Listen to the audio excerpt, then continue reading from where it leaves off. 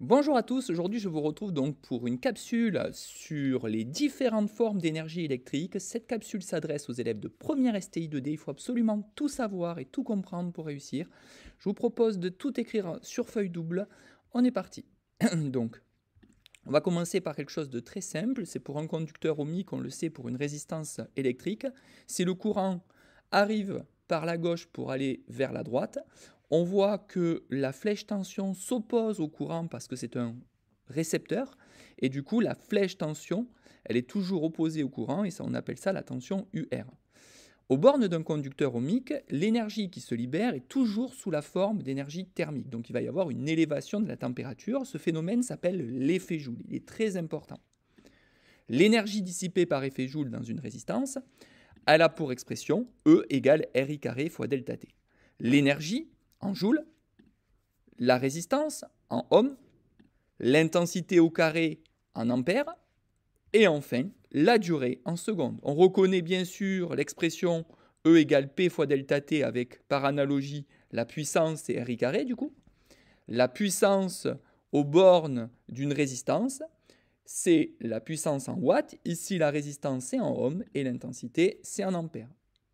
Ensuite, nous allons évoquer ensemble un nouveau composant électrique, c'est un condensateur. On l'a déjà vu quelque part dans une des capsules précédentes, maintenant on va étudier le condensateur. Un condensateur est constitué de deux armatures métalliques parallèles et séparées par un isolant. Un condensateur est caractérisé par sa capacité à accueillir des charges. Elle est notée grand C et elle s'exprime en farad. Plus la capacité est grande, plus elle peut accumuler des charges électriques et donc accumuler de l'énergie. Le symbole électrique est représenté par deux parts parallèles. On reconnaît ici donc les deux armatures métalliques. Au centre, l'isolant. Le courant arrive de la gauche pour aller vers la droite et la flèche tension s'oppose au courant parce que c'est un récepteur. Si on voulait évoquer ensemble un tout petit peu ce que c'est un condensateur, je vous montre une animation. Cette animation, elle permet de bien comprendre comment ça marche. On peut imaginer dans un premier temps que le condensateur a des armatures plus ou moins grandes. Donc on voit que la capacité, elle évolue en fonction finalement de la taille des armatures. Elle évolue aussi entre la distance entre les armatures. Donc on voit que plus la distance est faible entre les armatures, plus la capacité sera grande.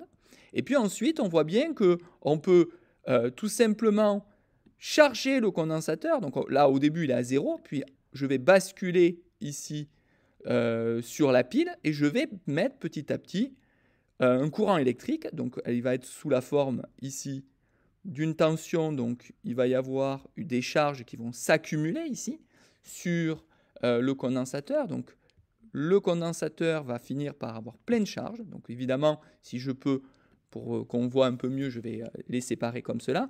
Donc on voit que finalement, le condensateur donc, a accumulé beaucoup de charges. Donc je reprends, 0. Petit à petit, les charges s'accumulent sur le condensateur. Donc ici, il y a du plus, ici, il y a du moins par influence.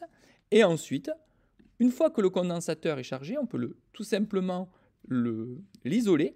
Il reste chargé pour autant. Et ensuite, je vais le décharger dans, tout simplement, la lampe. On voit qu'il a emmagasiné de l'énergie, 0,52 picojoules, donc 0,52 fois 10-12 joules.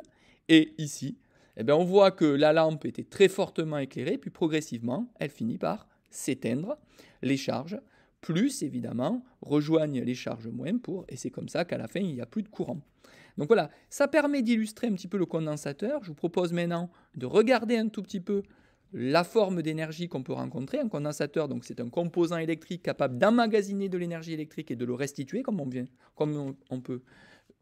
de le voir. L'énergie emmagasinée par le condensateur, c'est 1/2 de CUC carré. Donc EC, c'est l'énergie emmagasinée par le condensateur. C, c'est la capacité en farad. Et UC, c'est la tension au bord du condensateur. C'est en volts. On va maintenant évoquer ensemble le dernier composant, c'est la bobine. Donc une bobine, c'est quoi? C'est un cylindre sur lequel s'enroule un fil conducteur isolé par un courant.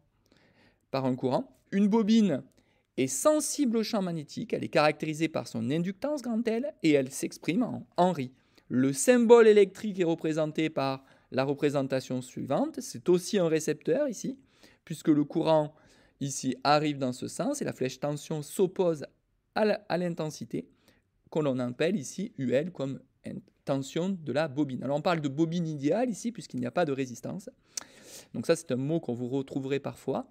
Et on va évoquer ensemble ce que c'est finalement cette bobine. Donc là, au centre, on a une bobine reliée à un voltmètre. Et on sait qu'elle est sensible finalement au champ magnétique. Donc ici, j'ai un aimant. On voit qu'en le faisant bouger, on a une tension. Donc ce qui veut dire que finalement, cette bobine, elle peut accumuler aussi de l'énergie et le restituer, comme on vient de le voir pour le condensateur, mais ça ne fonctionne pas tout à fait de la même façon. La bobine peut stocker et restituer de l'énergie sous la forme d'un champ magnétique. L'énergie emmagasinée par la bobine, c'est EL égale 1/2 de LI carré. Ici, on a l'énergie emmagasinée par la bobine, ici l'inductance en Henry, et ici l'intensité parcourue dans la bobine en ampères. Voilà. Cette capsule vidéo est terminée, je vous propose maintenant de tout écrire en rouge. Bon courage!